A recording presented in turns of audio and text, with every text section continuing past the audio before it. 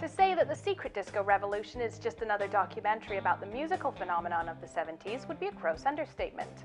Director Jamie Kastner dives deeper than the glowing surface of the multicolored dance floor and highlights the cultural and social impact that disco had on gender and race during one of the most crucial eras in North American history. Join us for our interview with director Jamie Kastner, where he talks more about what really happened under the mirror ball. It is a kind of comic, ironic investigation into some new theories about disco. And these theories claim that the disco era was gravely misunderstood as a time of debauchery and drugs and dancing and other things that began with D. And in fact, it was a time, we are now told, of protest and liberation. It was liberating gays, blacks, women, you name it, it was liberating them.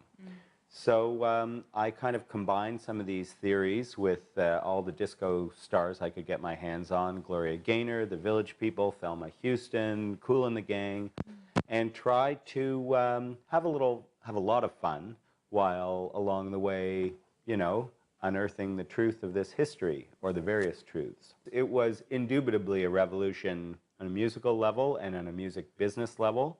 I think, you know, the more intriguing theories, which I initially laughed at, but over the course of making the film came to grudgingly respect and take more seriously, are the notions that it had social revolutionary qualities also. What was it about this that became appealing enough to make it into a documentary?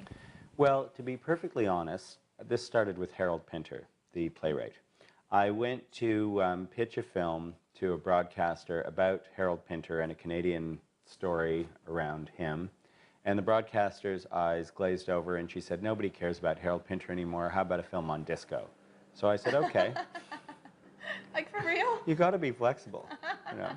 I knew disco would be a great, fun subject to plunge into any way you slice it. I mean, just think of the clothes, of the music, of the stars. How, you know, how could you go wrong? Well, actually, it is possible to go wrong with disco, but hopefully I think I've gotten it right this time.